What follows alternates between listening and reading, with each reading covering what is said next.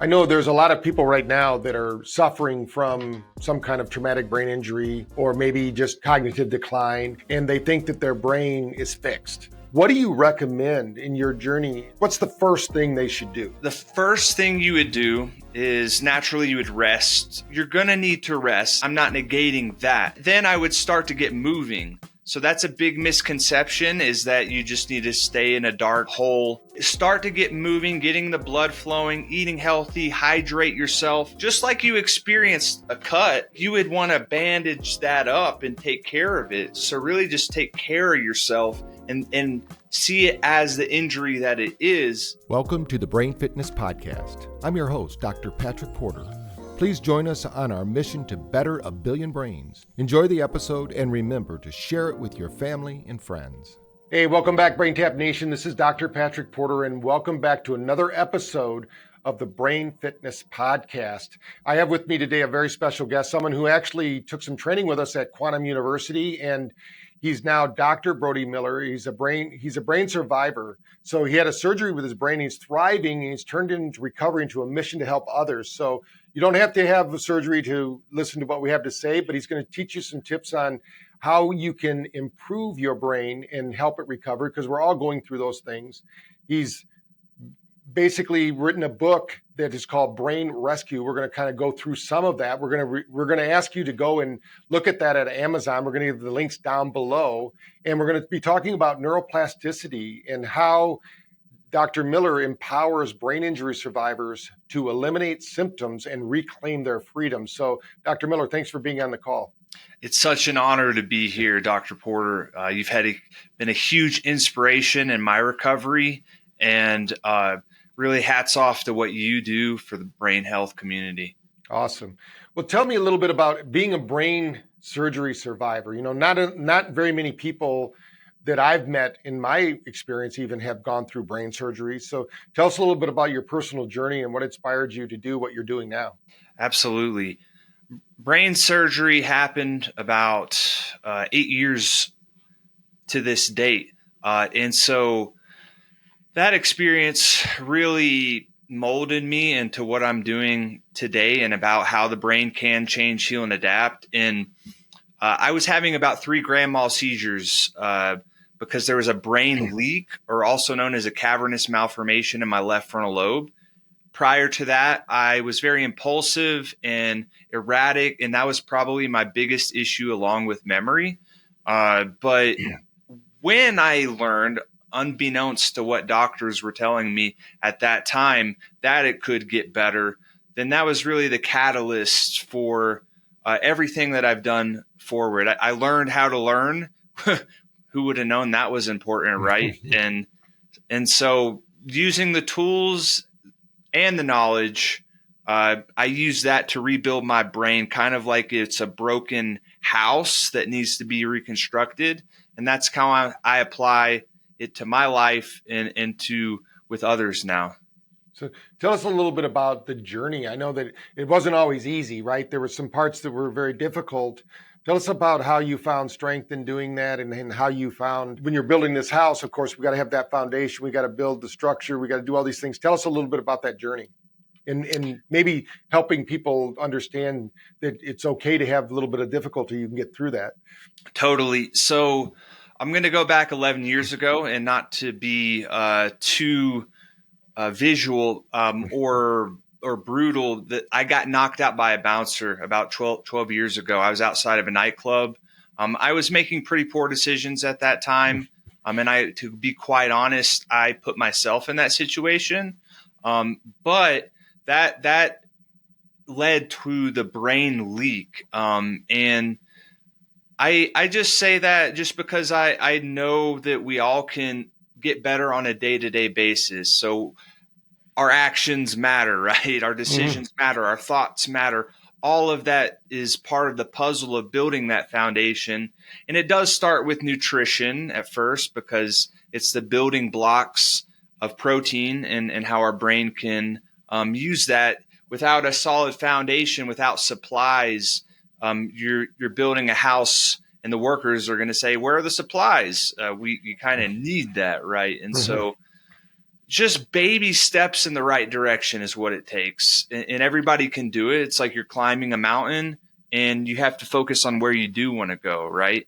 And I know you've written a book about it, right? It's right behind you there. If you're watching this podcast on a video, you can see right behind Dr. Miller, there's a book that says Brain Rescue. So tell us a little bit about what inspired you to write the book and what's your mission now? Well, I've been wanting to write a book for years. It just didn't ever feel like the right time, or I didn't have the right resources to do so. But the book is just all about how someone can systematically, almost in a way, rebuild and restructure their brain, especially after a brain injury or concussion. And I call it a 7-step process that I came up with through my experience and knowledge. It's called the rebound method. And so the first step is all about refocusing. The R is an acronym for refocusing and building a solid foundation. And step 1, with supplementation, with rest, exercise, fueling your brain properly. The E stands for engage, which means activating your brain. So after we have that foundation, we'll start to activate your brain. The B stands for the 5 principles of neuroplasticity that I call breathing, repetition, association, intensity, and novelty.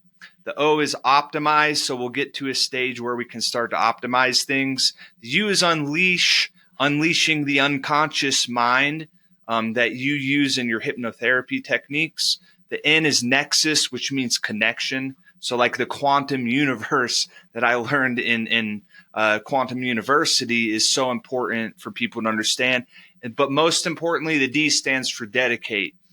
Dedicating yourself to a long-term recovery. No matter who you are, we can always improve things. Explain to the listeners, I know that if they've heard any others, they might have heard what neuroplasticity is, but tell us a little bit about when you talk about neuroplasticity, because this is key for brain repair and recovery, right? So tell us a little bit about how the brain does that and what's blocking the brain from having neuroplasticity that they need to be concerned with. So neuroplasticity, I say at a very basic level, is the ability of the brain to change, heal, and adapt over time in response to all that we do, our thoughts, our emotions, our actions, our habits. When you put that puzzle together, there's two main ways the brain changes. One is basically through physical changes that happen over time. It's almost like you're building a muscle, but also there's synaptic changes, which is just the neurotransmitters and neurochemicals firing in a different way. And the synaptic plasticity happens quicker. It's just the communication happens quicker, and over time, the brain actually changes on a physical level. So I hope that if you understand that it can change, heal, and adapt, and it does change, heal, and adapt on a moment-to-moment basis, then we can focus. If you have your focus back, then the rest seems to follow place, in my opinion. Sure. When you think about your journey and what happened to you and you got into, like going to quantum university, getting, improving yourself in that way, what did you learn from the quantum realm that helped you to write this book that actually inspired you to, share it with the world? Yeah, that's amazing question. If there's only one thing that I can relate that to, is just that everything is interconnected. It doesn't matter how far you are separated from your mom, she's still going to feel almost at an instantaneous level. She's going to know intuitively how you're doing because you were disconnected from your mom, but you're always going to be connected no matter what. And so when I understood that everything is interconnected, then failure was no longer something that I feared, because I had my own meditation type experiences where I felt that everything was connected at a very visceral level. And then I was like, okay, well, life is not a mirror like we think it is. Life is a window. Life is a mirror, excuse me, not a window. I messed that up completely. But we're literally when we look in the mirror, our life is a reflection of everything that we've ever done and how we feel about ourselves. So it's a mirror. Unbeknownst to most people, they think that it's a window. That's good. So when you think about this neuroplastic change that you went through, and you adapted your own kind of strategies and success metrics and things of that nature, how does your approach differ from what's out there? Because there right now, of course, nobody really knows exactly what's going on with the brain. I mean, but we can see the end result of it. We can see improvements in focus, like you said, and concentration, the capacity to do work and things of that nature. But when you think about your recovery and what you're training people to do in your book, how does it differ from what they might learn from, let's say, just a neurosurgeon or something like that? The main difference is that it addresses the brain in a holistic manner. Instead of it just looking at the physical, we look at the mental, emotional, psychological, quantum, spiritual way. Because one of the things that differs in my work is that it's based upon not only just book smarts and learning knowledge, it's also based upon experiential recovery in my own. And so when you have those two pieces, then it's using the best of Eastern medicine and Western medicine, because I both believe they have a beautiful dance from one to the next. And that's how we work on the brain in a holistic way. Just like you would go to the gym and you don't want to skip leg day, we would do the same with the brain. You want to work the frontal lobe, the occipital lobe, the temporal lobe, all of these areas, the limbic system included, brainstem. Then that truly, in my opinion, gives the best results. Yeah. I want to take you back a little bit to when the injury just happened to you and you were going in to see your doctors. And, doctors are always really careful about not promising you anything or telling you anything. And how did you confront that negativity? Because they're really what they call CYA, right? Cover your ass. And they don't give you any hope. And the brain likes to have, outcomes, right? It likes to know that there's something to strive for and go for. How did you get past that? That's a fantastic question. I mean, it was difficult. It really felt like I was on a big hamster wheel, like a lot of people can feel in the corporate world, that you're just on this spinning wheel. I was going one doctor to the next and the next. And as you mentioned, they have to protect their own behind, and without even realizing it, they're indoctrinated into a system, right? And they're telling you basically that you have a broken brain and you don't have any hope. And so the only way that I got over that was understanding that the brain could get better, that it could change, heal, and adapt. That was the only way, because before that I said, I'm screwed, basically. Like I'm in trouble. This brain is broken, and there's nothing I can do other than accept it. But somewhere in my gut, I didn't want to accept that deep down. And that led me to knowing the what and the why of the brain. And when you understand that, then you can do the how. Yeah.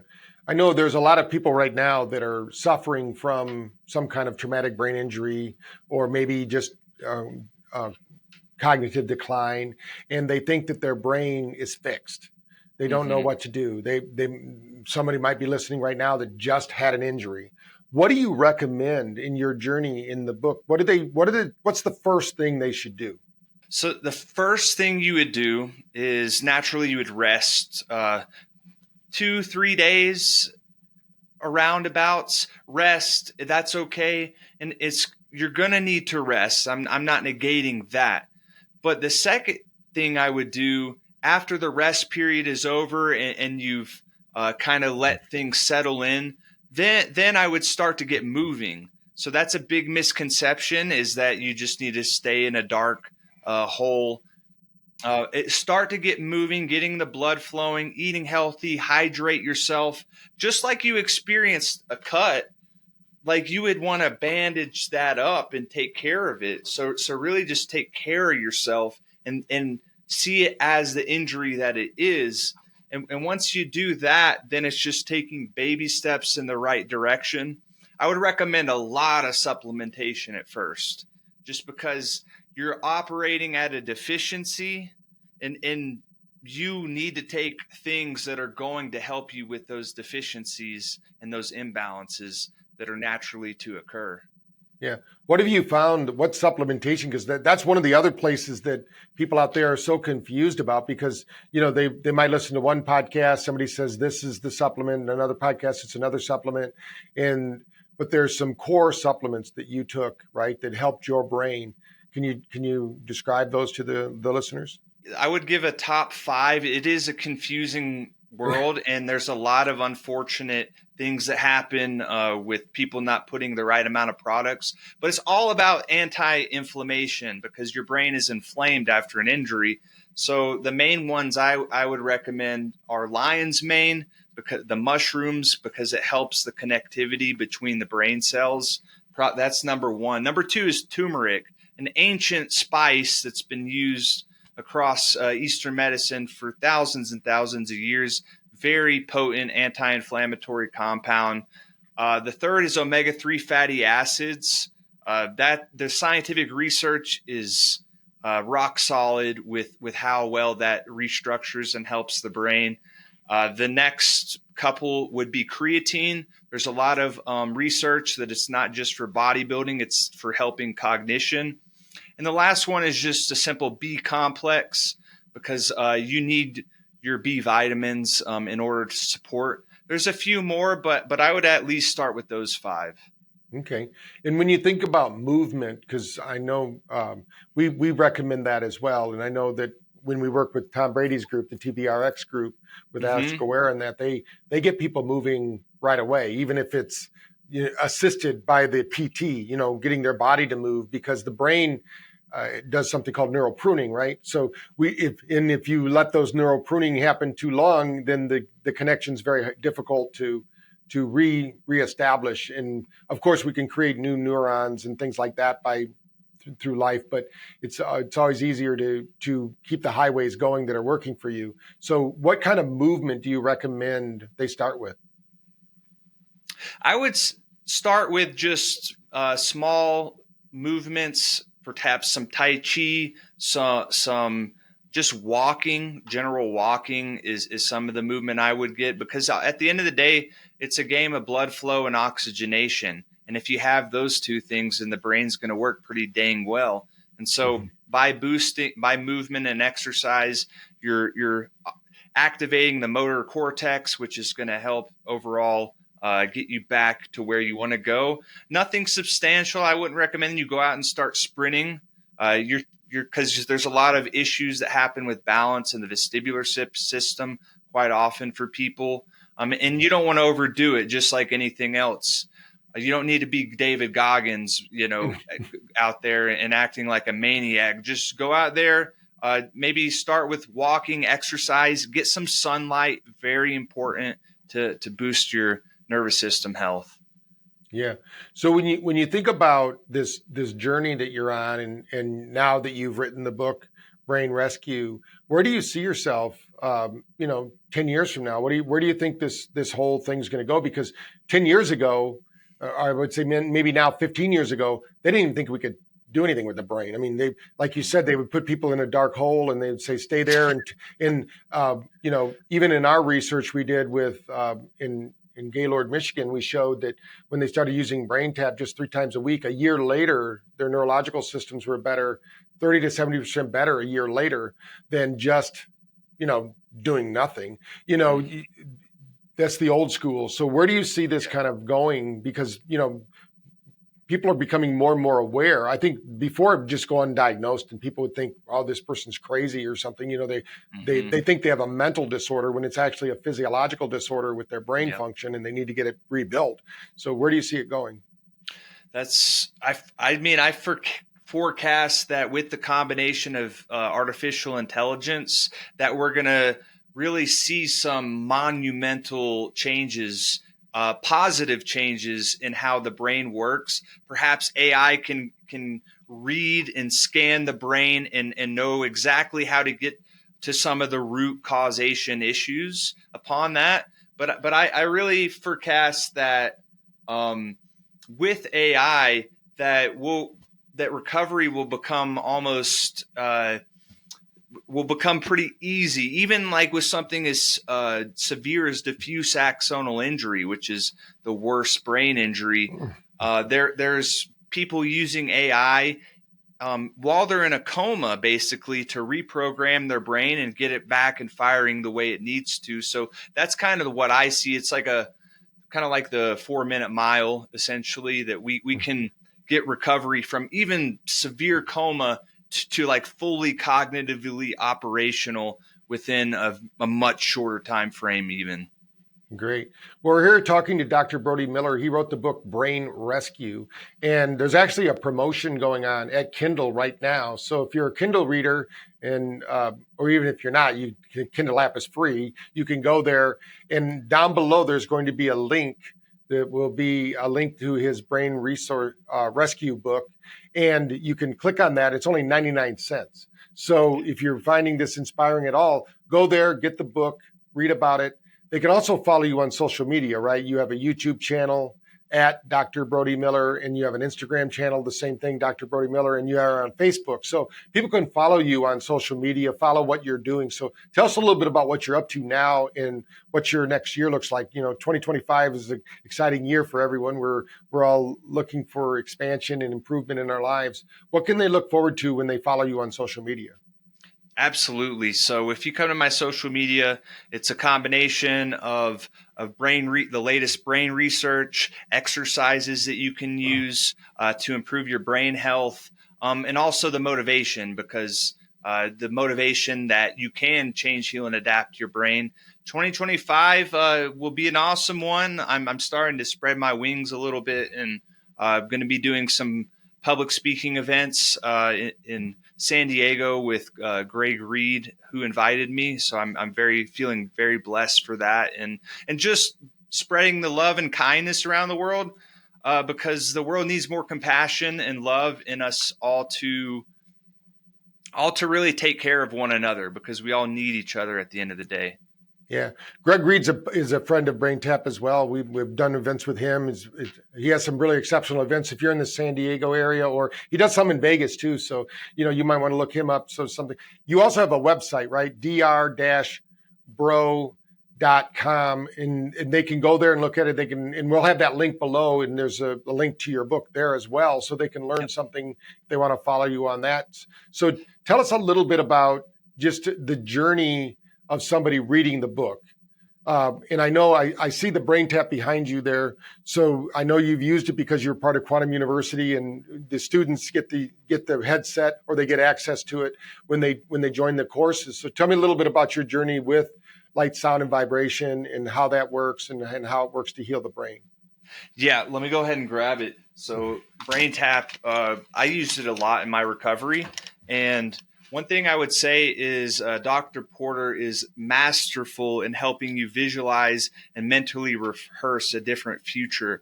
And it's just like one of the most relaxing things that you can do is just put this on and let the light sink in, the sound. So it really stimulates the brain in a very dynamic and holistic way. And it's just one of the best things that you can do for brain health. Dr. Porter and I talked about hypnosis before, and how unfortunately that is such a mystified topic, but the scientific research again and again points to how powerful it really is for changing the brain. Yeah. Most people don't realize the word hypnosis simply means the study of sleep. And what we can do, but people put their own meanings on it. So when we sleep, a lot of great things happen to the body, right? Especially the brain. That's when the brain is going to compartmentalize, organize, and really get you geared up and ready for the next day of your life. And if you're not sleeping well, so the one thing we find is by using BrainTap is you're able to get that deeper level 4 sleep you need to detox the brain, because that healing, you're going to get rid of those toxins. You got to move the bad matter out. So the good, like you said, it's all about blood flow, circulation, oxygen, nutrient and getting ATP production. So Yep. when you think about these things, there's a lot of tools out there, and this is a tool that people can use at home. It's simple. It's not expensive. They can use it, and I'm sure a lot of people watching this, obviously, with it being Brain Fitness Podcast, already own the BrainTap. But if you don't, then you can go and learn about it and get some more experiences there. We actually have a cognitive decline program. We also have one for concussion. We have a concussion protocol now because we have over 4,000 clinics using BrainTap. And so they're always sharing with us how they're using it, what's working, what's not working. Mm-hmm. And what I find is that we need to wake up the brain in the morning. We call that SMR training. That's the vestibular system you're talking about, getting the brain back online. We have to reboot the brain in the middle of the day, and we have to put the brain to sleep at night. So we have to have ways to do these things. So obviously there's other methods besides BrainTap. So what have you found that assist in your journey besides BrainTap? What did you find that you physically did? You've already mentioned like Tai Chi, yoga, breathing exercises. What is there anything else that you think that could help the listeners to understand? Maybe they could do right now today. I would say meditation out of all of the recovery tools was my number one, because meditation means to know thyself. When you look at the definition, and something as simple as closing your eyes and cutting out the outside world in a dark room does wonders for brain health. And the science shows it changes on a moment-to-moment basis. It's kind of like getting out your bicep curls for the frontal lobe, which is your executive functioning. And if you don't have that, then it's going to be difficult to focus. So meditation helps you get your focus back and awareness back.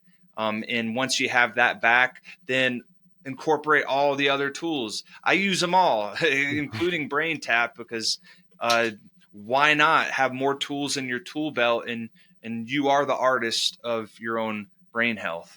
Yeah. So tell us a little bit about, there are people out there that think, oh, they couldn't do it. It's too difficult. They're depending upon other people. What would you say to them to encourage them to start taking matters into their own hands and assisting a lot of people look at the sick care system as the healthcare system. It's not.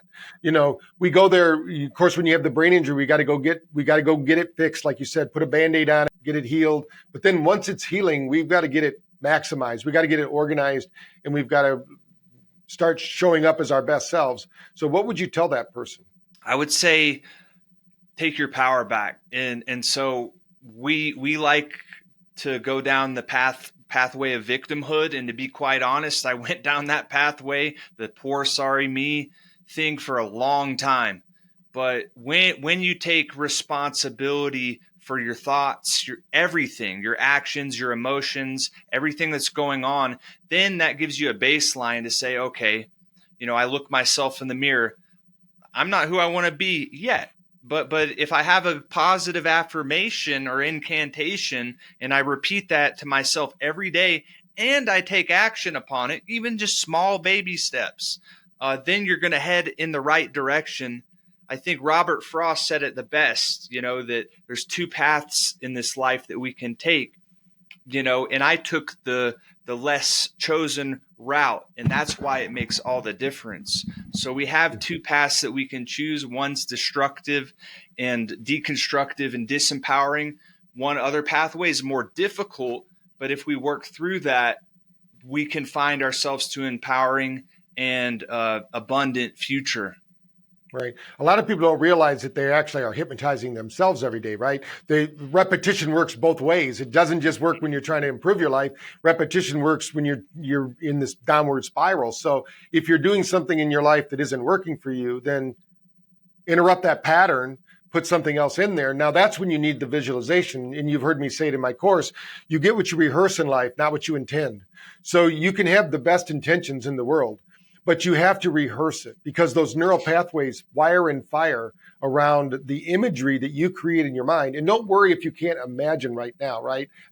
You've got to practice these things. So you talk about association. So what associations did you use to help you stay motivated? Because there's going to be down times. I tell people it's okay to be depressed. It's okay to be angry. It's okay to be upset. It's okay to be depressed. These are normal emotions. What's not normal is to stay stuck in them. You have to be like, I love the movie Dune because they have the litany against fear, where you let the fear pass through you, but it doesn't absorb you. You move through it and it moves away from you. And so, and really it's a truth about life.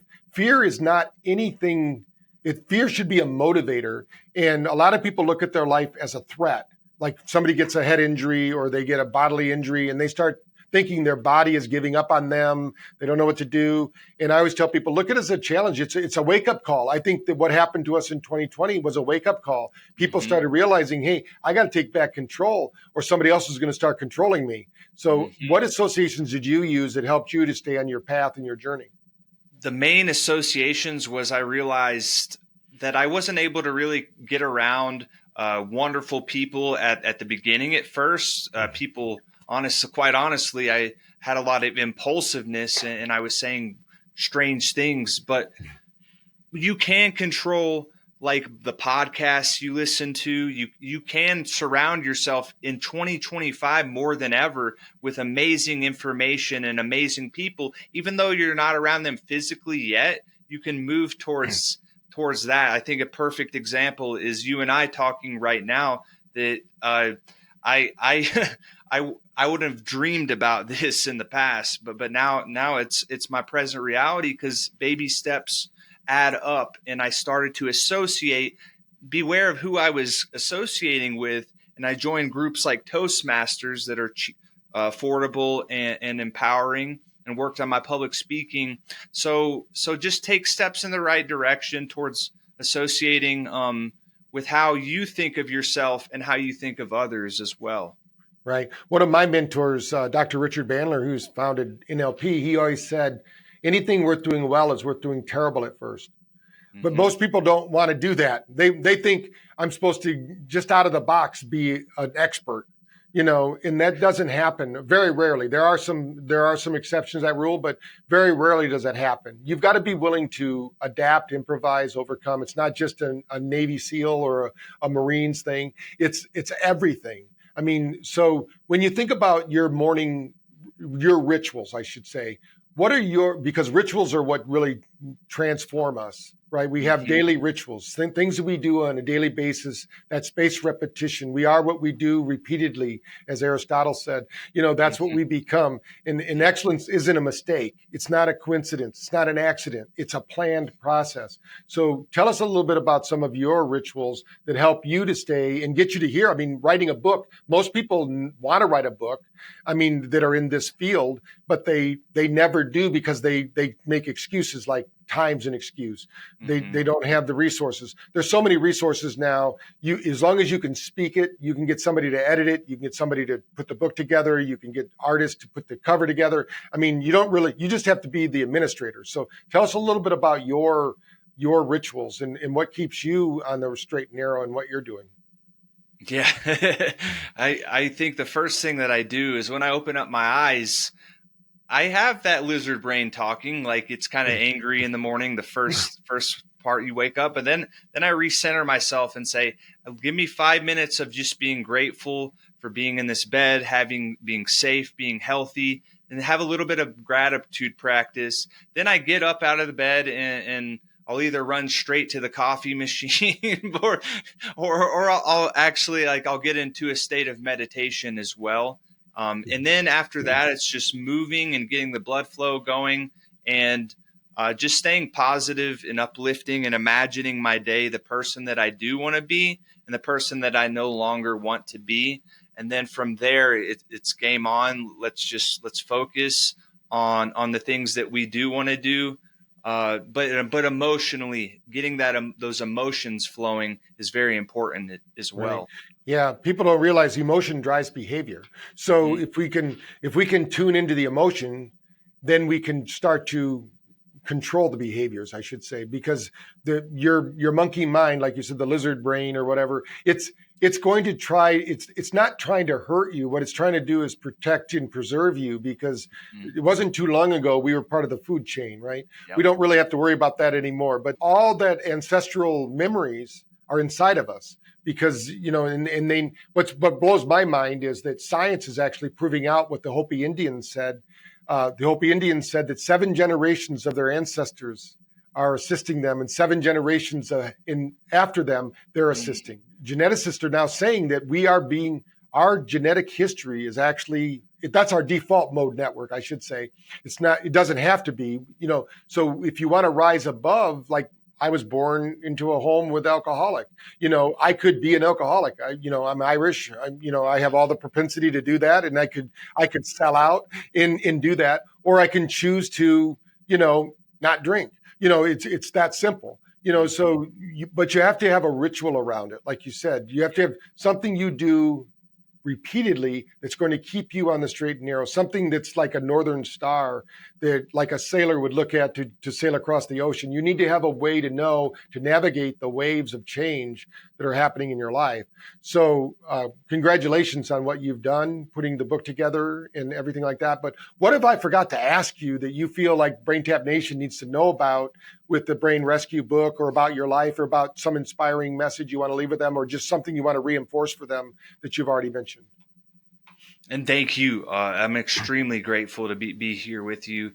And the main message I would get across is don't be afraid to quote unquote fail or make mistakes, because if there's one thing I could pass down is I made so many mistakes that I'm no longer afraid to make them, as long as I have the right intention and action behind it. That's not to say to go out and be a nudnik.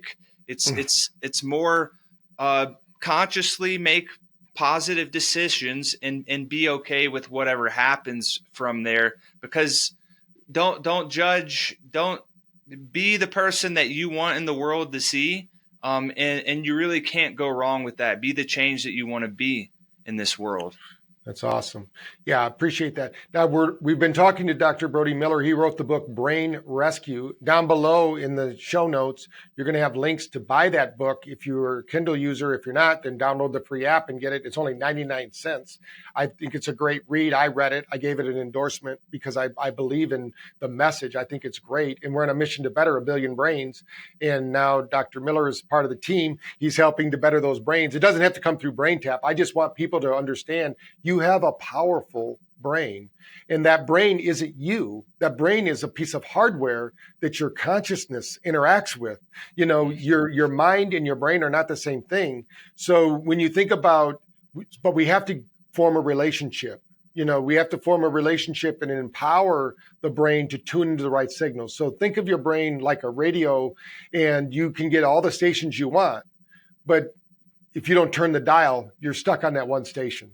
So start doing things differently. If you don't like what your life's like right now, or if you've had a head injury or whatever, then Brain Rescue is going to give you some antidotes. It's going to give you some motivation. It's going to give you some real action steps that you can start taking. And the best thing is, Dr. Miller himself used it and did it. And I always love that, because I've met so many people over the years, and been doing this for 40 years. I've met so many people over the years that write books and they don't have any experience. You don't have to have experience. I'm not saying you have to, but if I was going to go to war, I'd rather be trained by Rambo than by somebody who trained at West Point and never saw the battlefield. So Dr. Miller's been on the battlefield. He's made it through. He's now willing to help you do that. Go pick up his book. It's a great read.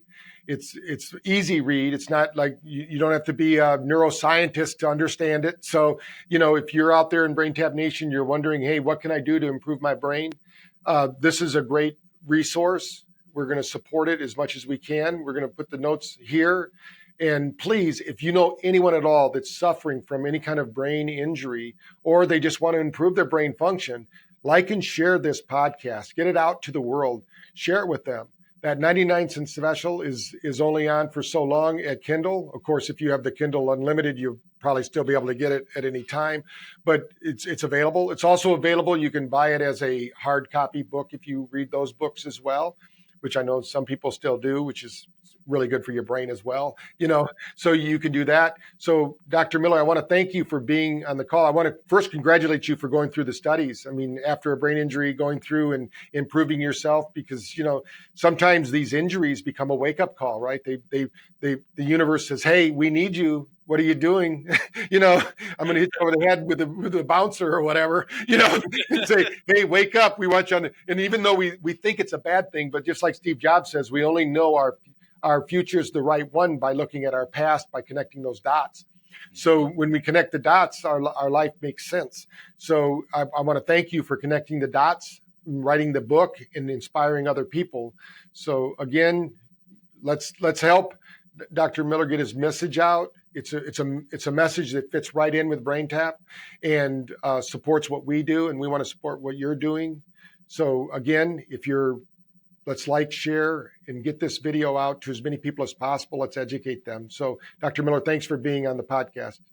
Thank you. Such an honor and privilege, Dr. Porter. I appreciate it so much. And yes, looking forward to helping the world with your mission as well, spreading kindness and better brains around the world.